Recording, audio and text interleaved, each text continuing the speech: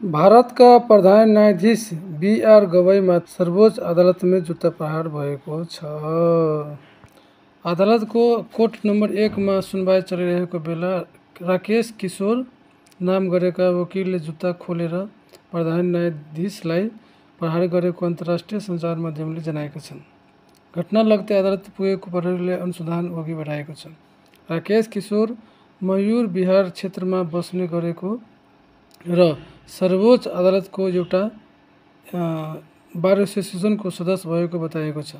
खजुराको मन्दिर परिसरमा रहेको जाबरी मन्दिरमा 7 फिट अग्लो भगवान विष्णुको प्रतिमालाई पुनर्निर्माण गर्नका लागि दायर भएको मुद्दा खारिजको फैसला गर्ने क्रममा प्रधान न्यायाधीशले गरेको टिप्पणीलाई असन्तुष्ट पोख्दै आक्रमण भएको बताएको छ।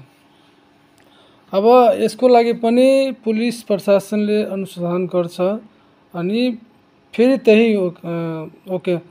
ठाउँमा फेरि सुनवाई हुन्छ, त्यही ठाउँमा उसको सजाय हुन्छ। जबकि प्रत्यक्ष रूपमा उसलाई अब यो टिभी विगतमा यो समाचार छापेको छ।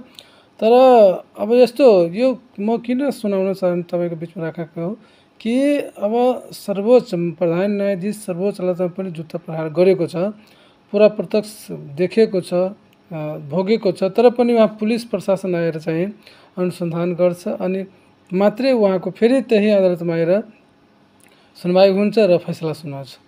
यो कस्तो घुमौरो टाइपको कानुन छ। त्यही ठाउँमा ठाउँलाई समातेर जेल हाल्दा भइहाल्छ नि जुत्ताले हानेको विषय लिएर। किन यो पुलिस आउनु पर्यो, उता आउनु पर्यो? त्यही ठाउँको ठाउँ त्यस्तो हुनुपर्छ। ठिक छ, पुलिस आउनुपर्छ उसको समात्नको लागि, त्यही ठाउँमा हुनु पर्यो। जबकि सबै चिज देखिरहेको, सबै चिज सुनिरहेको छ, त्यही पनि यस्तो भइरहेछ। तपाईँलाई कस्तो लाग्छ यो? अब यसको लागि पनि यो अनुसन्धानको लागि फेरि महिनौ लाग्छ। अब फेरि के गर्नुपर्छ, कहाँ के प्रक्रिया गरेपछि त्यसपछि फेरि तल अदालतमा त्यही अदालतमा आएर चाहिँ सुनवाई गरेर दोषी फेरि ठहर गर्नुपर्छ। फेरि त्यही वकिललाई, त्यही न्यायाधीशले त्यसपछि मात्रै उसलाई जेल हुन्छ। घुमौरो भयो नि, धेरै भयो नि।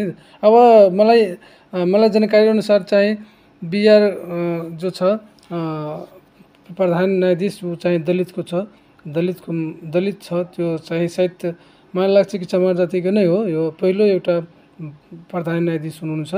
अब उसलाई चाहिँ हुनसक्छ कि यो दलित छ, यो चाहिँ धर्म विरोधी छ भनेर यसले राकेश किशोरले चाहिँ त्यस्तो घटना गराएको छ। उसलाई कानुनको खोपै छैन, कानुनको चाहिँ डरै छैन, त्यही भएर यस्तो गइरहेको छ क्या। अब के गर्नु? अब सर्वोच्च अदालतको प्रधान न्यायाधीशलाई पनि यस्तो व्यवहार हुन्छ, यस्तो चाहिँ घटना हुन्छ भने आम जनतालाई, गरिबलाई के अवस्था छ भने यो घटनाले हामीहरूलाई बुझ्नुपर्छ, बुझ्न सकिन्छ कस्तो अवस्था छ हामीहरू दलितको। तपाईँहरू के भन्न चाहनुहुन्छ?